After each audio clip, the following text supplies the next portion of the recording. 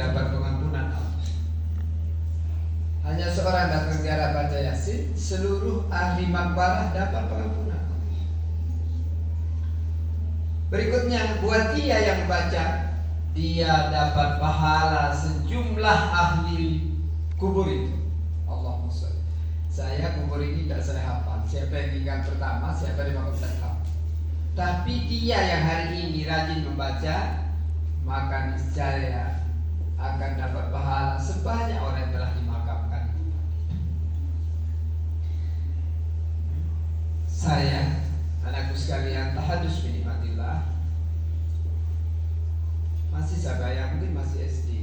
Dari situ mengamalkan 2 surah. Sampai hari ini alhamdulillah. Kalau saya ketinggal malam, maka saya kada di siang hari. 2 surat itu adalah Yasin dan Al-Waqiah. Karena Yasin itu adalah barokah rizki, sedangkan Al-Waqiah adalah mempermudah rizki. Sampai ada seorang sahabat, silakan kamu dengarkan. Ada seorang sahabat menjelang sakaratul maut, dia lagi lelah sudah menunggu saat sakaratul maut. Datanglah seorang sahabat membawakan kurma. Jadi hadiah. Disampaikan kepadanya, wahai sahabatku, ini kubawakan kamu kurma untuk dirimu dan keluarga. Apa jawaban sahabat ini saking yakinnya kepada sabda Nabi? Aku tidak butuh kurma. Aku tidak akan tinggalkan untuk anakku kurma maupun harta. Cukup ku tinggalkan buat dia surat Al-Waqiah. Karena sabda Nabi, siapa yang mengamalkan Al-Waqiah tiap malam, maka ia akan dijauhkan dari kefakiran. Berarti orang-orang yang mengamalkan Al-Waqiah, dia adalah calon-calon yang Allah akan mudahkan rezekinya, calon-calon orang kaya. Tapi hari ini kita masih berat, berarti memang kadar luka maka jadi miskin. Paham? Karena tidak mau ini, berarti hati-hati, hati-hati. Atau kamu bilang gini, amalkan waqiah tujuannya untuk harta saja, tidak boleh juga. Kita ngamalkan hadis tadi dalam rangka mengamalkan sunnah Rasulullah. Buat yang istiqomah, maka Allah beri kebaikan. Ya, jangan kita menghina orang yang dapatnya Yasin. Kamu bedok. Tapi camkan sabda Nabi, sungguhnya surat Waqiah adalah surat kaya. Siapa yang mengamalkannya, maka Allah akan jauhkan dari kemiskinan, dari kefakiran. Jadi 2 surat ini, alhamdulillah sampai hari ini, jika malam saya tidak dapat baca, pagi saya kata. Kenapa? Karena tadi anakku sekalian, orang-orang yang melanggarkan surat Yasin berarti telah dapat menghatam sebanyak 10 kali.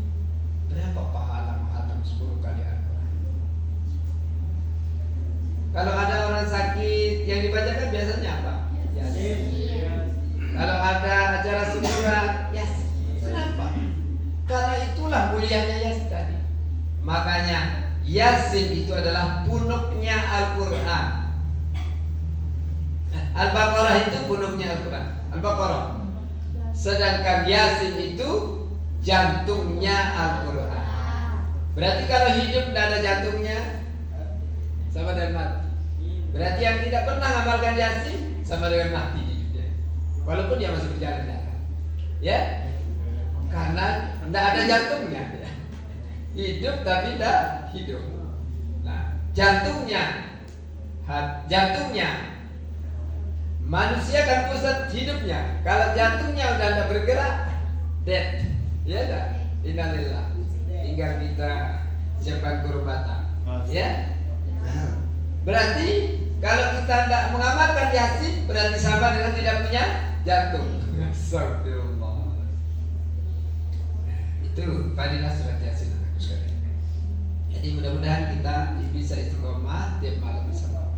Ya. masukkan di HP kamu surat-surat itu, jangan yang lain-lain aja yang membawa kemudaratan. Jika HP-mu membawa kemaksiatan, maka niscaya manusia yang memilikinya dialah yang pertama akan disiksa Allah Subhanahu wa taala. Jika di dalamnya ada jalan untuk taat kepada Allah, maka yang mulia pertama adalah pemiliknya. Ya. Kamu beli HP dengan tujuan untuk lihat film BR, maka langsung dicatat dosanya oleh Allah Subhanahu wa taala. Ya, gara-gara pernah dia lihat temannya nonton itu, kemudian dia tertarik dengan itu. Akhirnya dia pecah-pecah dan marah-marah sama ayahnya. Itu dibelikan HP.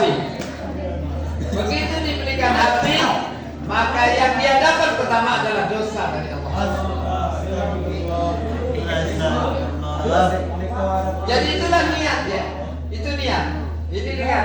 Saya ada seorang, ini dijelaskan oleh Tinggali, ada seorang setiap pagi, setiap berjamaah dia hadir di masjid. Setiap waktu sholat dia hadir di masjid. Malaikat catat itu. Malaikat catat dia berjamaah. Dia dapat pahala, catatan malaikat. Malaikat catat, tapi malaikat tidak tahu hati. Yang tahu hatinya Allah. Begitu sampai di Allah catatannya ditanya, kamu lihat catatanmu? Firman Allah, iya, saya catat ya Allah. Dia akan setiap hari berjamaah. Apa kata Allah? Sungguhnya ia tidak berjamaah, kata Allah. Ditanya, kenapa? Malaikat tidak tahu. Kenapa katanya? Jika ia tidak ke tokonya, maka ia tidak akan berjamaah. Karena niat dari rumahnya selalu niat ke tokonya.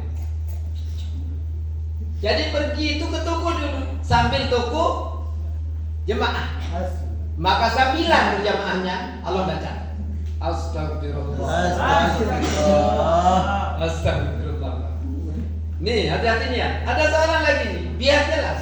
Ada seorang, dia hadir berjamaah sama orang lain, ya? Hadir. Tapi di catatan Allah dia adalah pencuri.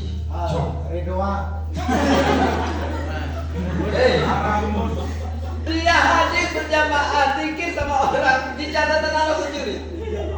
Maka malaikat tanya kepada Allah, ya Allah, dia hadir berjamaah. Apa kata Allah? Jawab malaikat, sungguhnya dari rumahnya dia berniat untuk mencuri sandal orang.